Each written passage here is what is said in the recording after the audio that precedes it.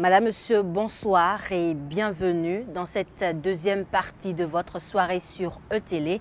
C'est le moment de décrypter le passage de l'honorable Adam Bagoudou sur votre émission Café Politique avec les co-animateurs Agapite Napoléon Maforican et Distel Amoussou. Distel, bonsoir. Bonsoir Christelle.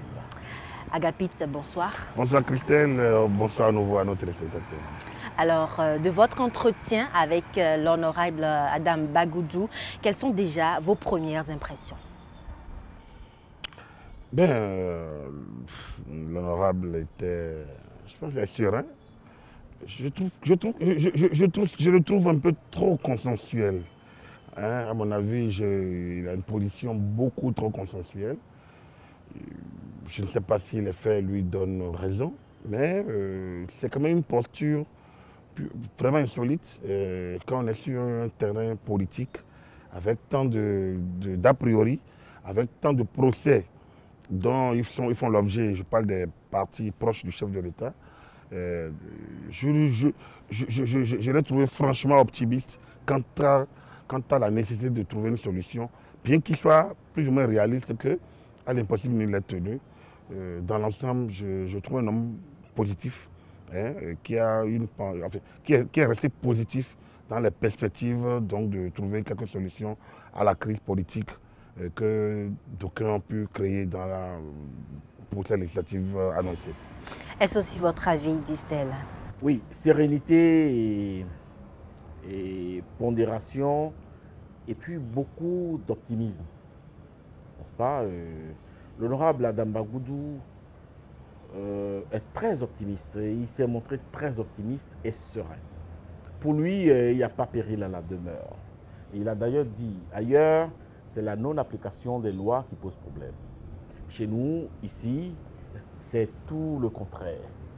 C'est l'application stricte de la loi qui crée des crises d'humeur, n'est-ce pas?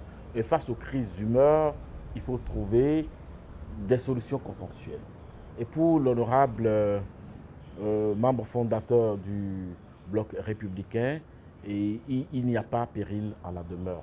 Il est resté serein, droit dans ses bottes, pondéré et optimiste par rapport à l'avenir politique de notre pays.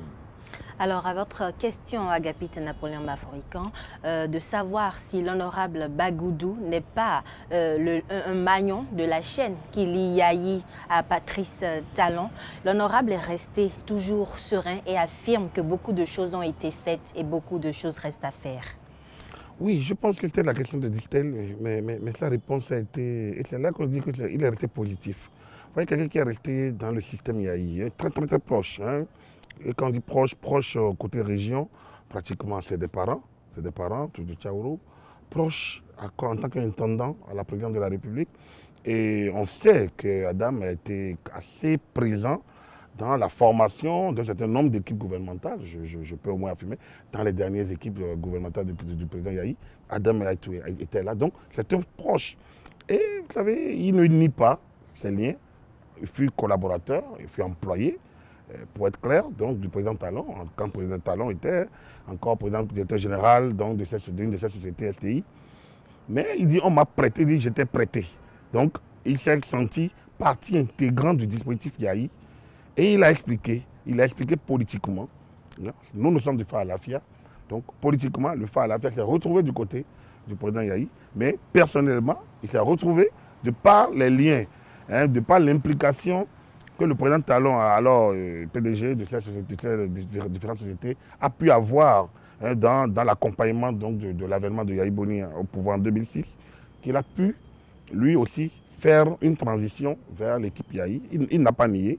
Il a repris cette période à son compte. Il a magnifié les succès.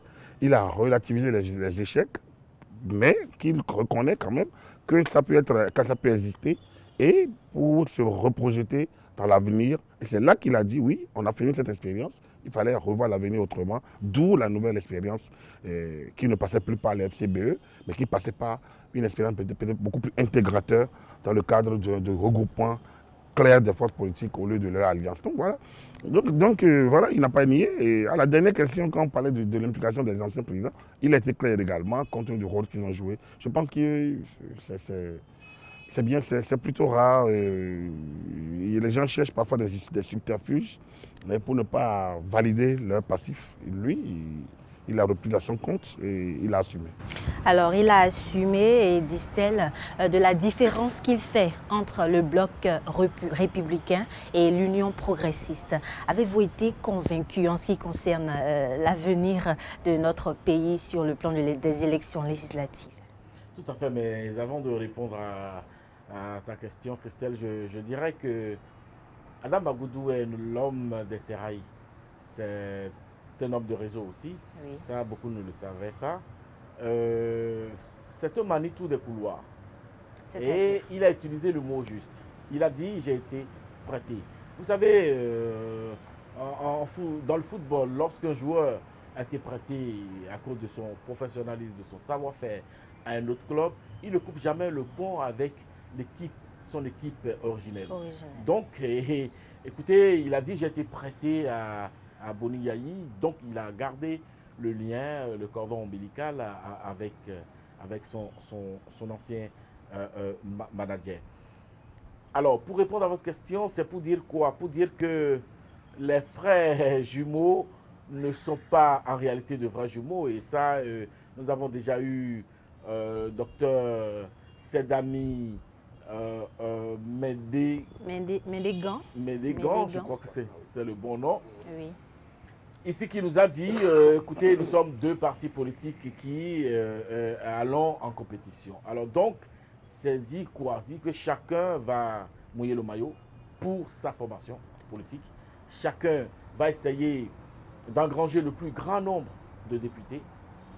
D'accord? Ils vont se regarder, c'est vrai. Et l'essentiel, c'est de prouver aujourd'hui, sinon l'objectif, c'est de prouver aujourd'hui à l'opinion qu'on est le parti le plus fort.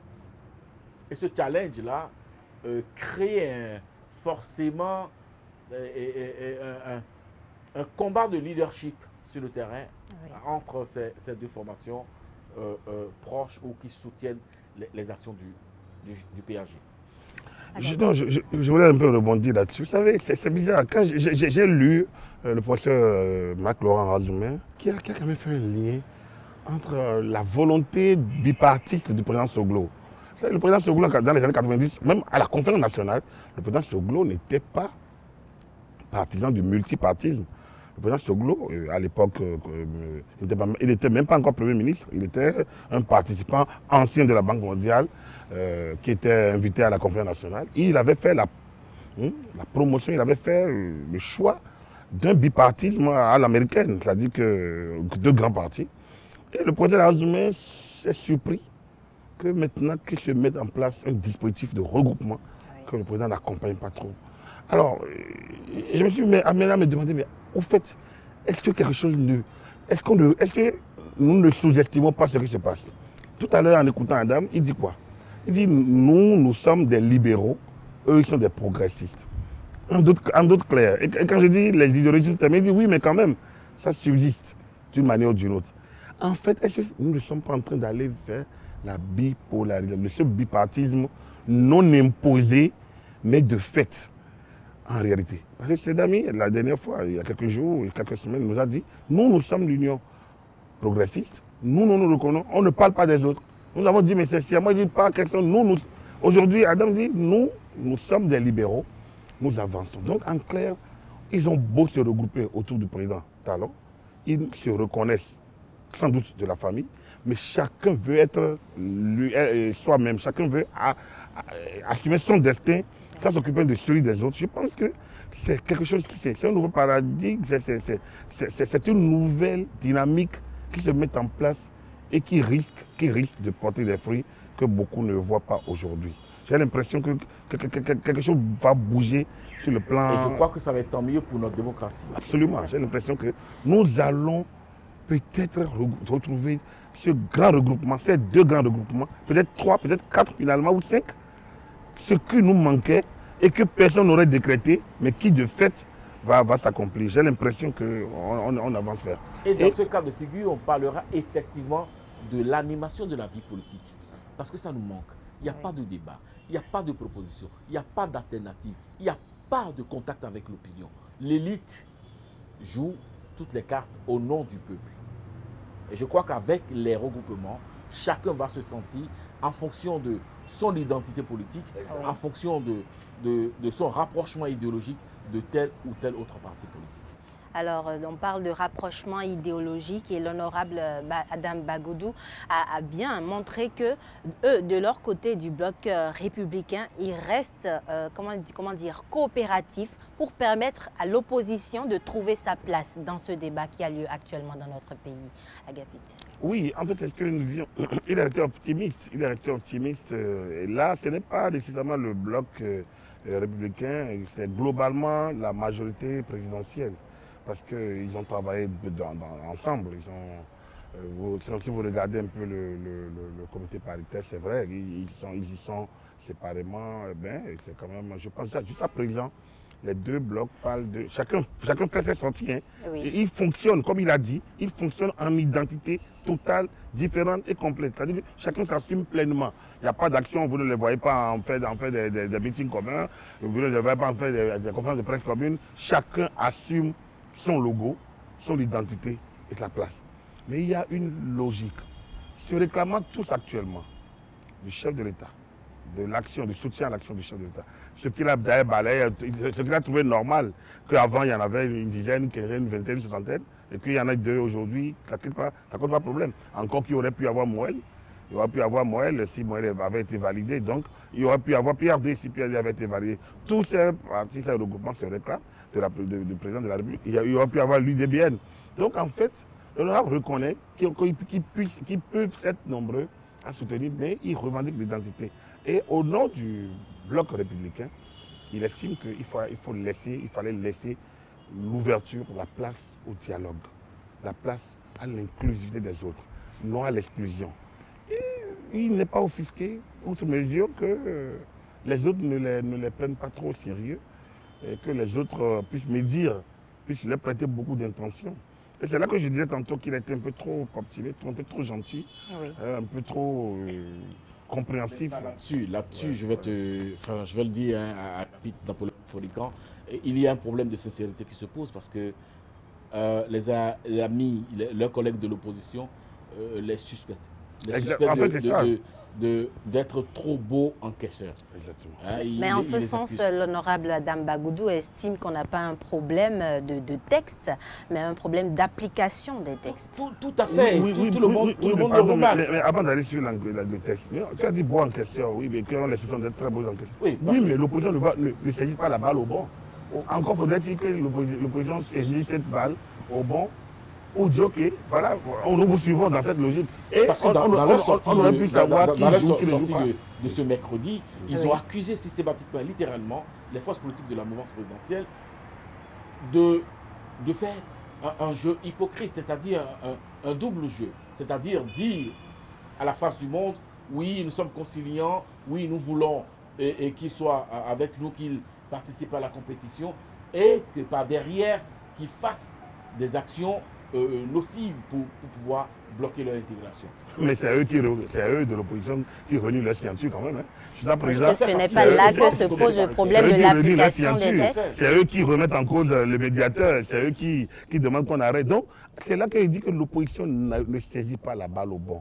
On ne peut pas mesurer le degré de sincérité d'un individu, on ne peut le mesurer qu'en le mettant à l'épreuve.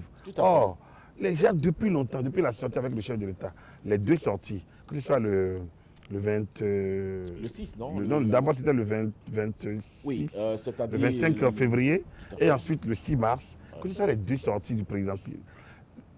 Les forces le soutenant sont restées dans la dynamique que le président a montrée, a dit l'exclusivité, fait en sorte que, et il a répété plusieurs fois, c'est en sorte qu'il n'y ait pas cette impression qu'on veuille être les seuls à y aller. Mais quand les autres, quand ils le disent, quand ils font tant de professions de foi et montrent tant de disponibilité, il appartenait aux forces de l'opposition de saisir la balle au bon et d'aller dans le sens. Et puisque là où l'opposition fait preuve quand même d'une si mauvaise foi et se livre et ne peut pas être prise au sérieux, c'est quand ils ont participé à cette commission paritaire, à poser leur signature au bas des documents, et après, au même moment, se réunit la question de savoir, mais jusqu'où, qui peut prêter des intentions à qui? C'est eux qui jouent mauvais jeu. C'est eux, la force de la signature de quelqu'un, quand même, doit être respectée. Quand vous mettez votre signature sur un document que vous reniez en même temps, c'est quand même là. Quelle est la qui ne joue pas à la sincérité à ce niveau-là? Donc voilà un peu, aujourd'hui, Adam Bagoudou, les forces soutiennent l'action du gouvernement, tout ça, ils ont le beau rôle aujourd'hui, parce qu'ils se sont rendus disponibles. Mais en face, les autres ne saisissent pas la balle au bon et semblent aller sauter au fur et à mesure, trouver des alibis pour toujours montrer que c'est les autres qui ne veulent pas d'eux. C'est là le problème. Les autres ne saisissent pas la balle au bon, dit Stella Moussou. Oui, je crois qu'en principe, les forces politiques de l'opposition doivent aussi apprendre à faire des concessions. Parce qu'on ne peut pas demander l'abrogation des lois du code électoral, n'est-ce pas, de la charte des partis, l'arrêt du processus électoral, oui, et demander en même temps, exiger en même temps que les élections soient organisées à bonne date. Il y a quelque part un esprit tordu de mon point de vue. On ne peut pas, au même moment, n'est-ce pas, qu'on a participé à une commission paritaire, qu'on a fait des propositions, qu'on a déposé sa signature, on ne peut pas faire une sortie médiatique pour faire de la rebuffade, renier tout ce qui a été proposé. Aller jusqu'à nier, n'est-ce pas, à rejeter, refuter, n'est-ce pas, la personne même du médiateur, à la personne de Maître Adrien Ngoïdi, au moment où celui-ci a rendu la copie du travail qui a été fait en commission paritaire, copie à laquelle vous avez participé, vous avez laissé votre signature. Je crois qu'il y a un problème. J'ai comme l'impression qu'il y a une carte que l'opposition n'a pas encore jouée.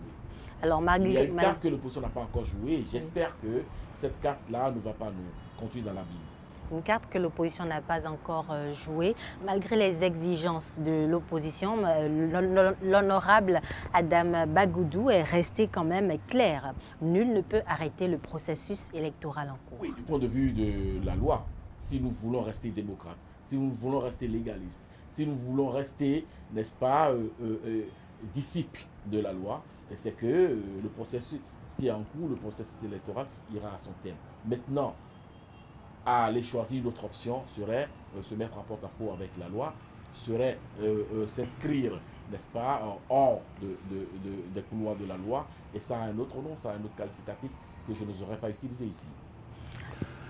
Je pense que c'est ça qui est plus bizarre, hein, aller choisir autre chose que la loi.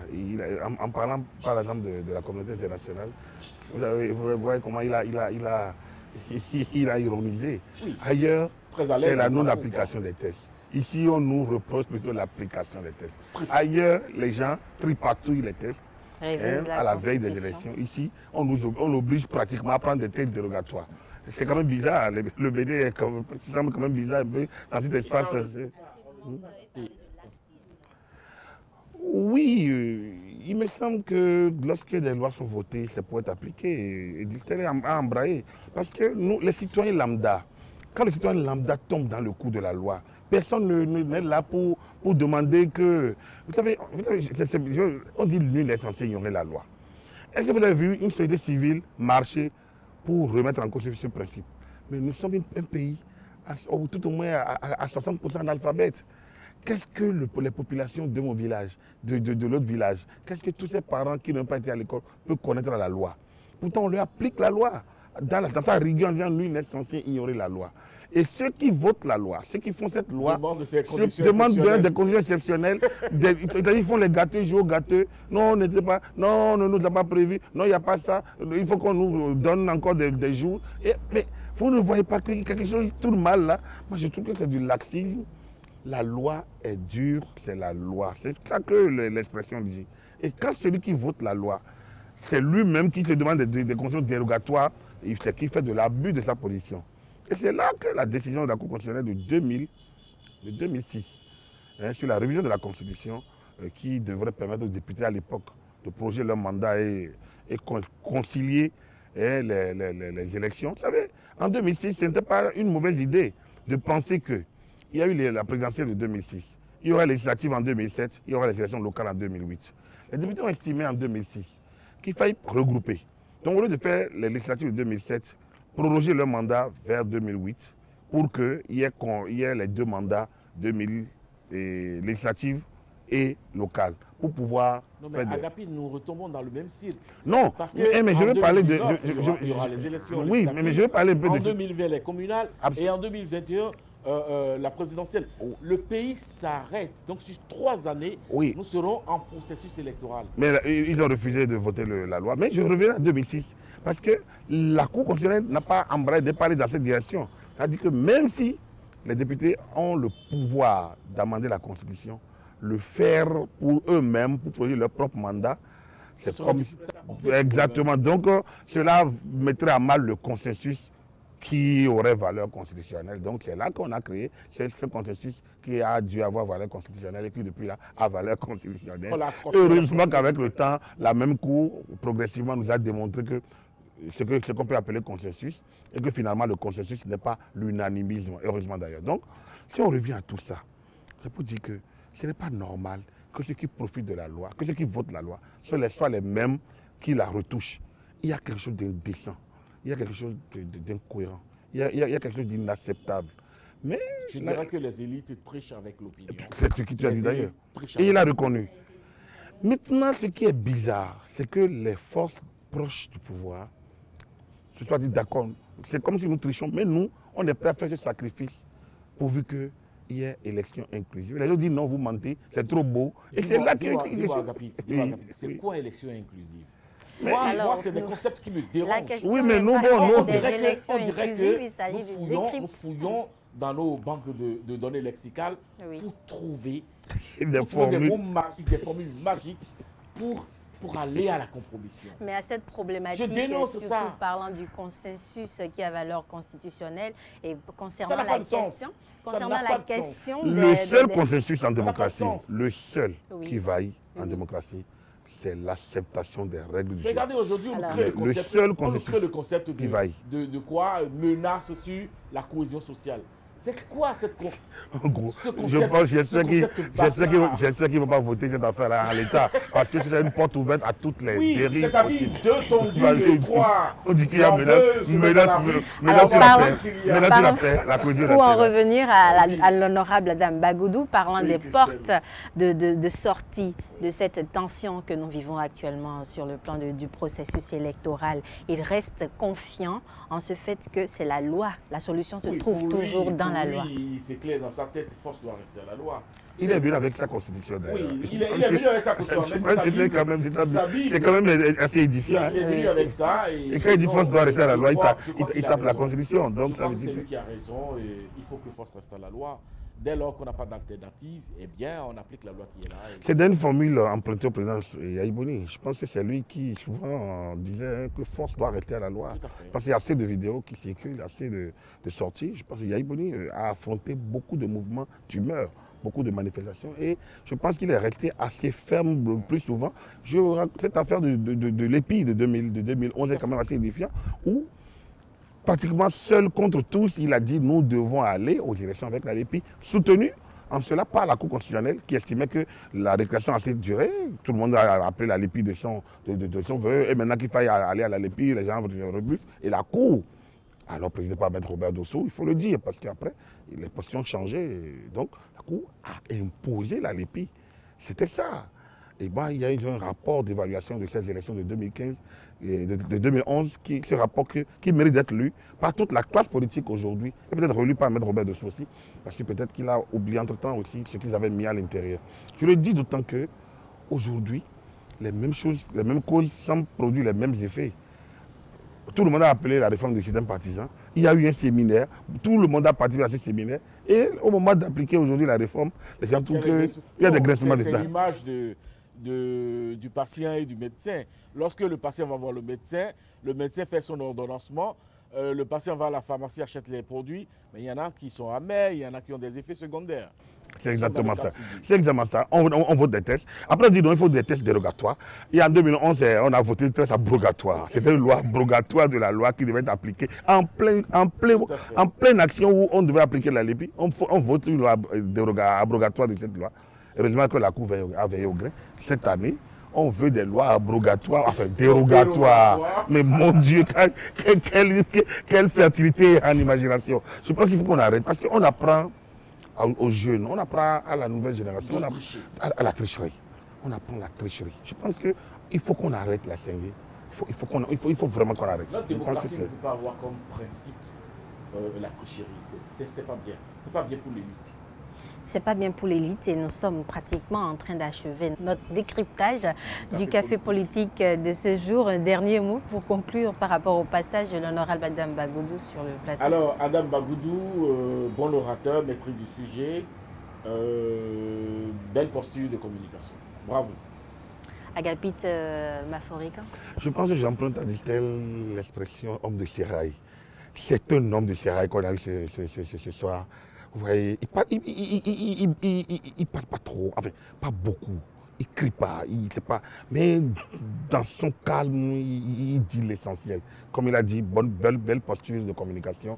C'est une pièce maîtresse. Je pense que c'est une génération qui va faire très fort au niveau de la reconfiguration de la classe politique. Quoique, après 10 ans dans l'entourage de Yahi Boni, il n'est pas si jeune que ça, qu'on peut le dire. Donc, c'est une génération. Il y a beaucoup de leçons qui ont été retenues. Il a appris énormément dans ce sérail-là, hein, et avec toute la richesse, tous les différents événements qui ont jalonné la décennie Yahi.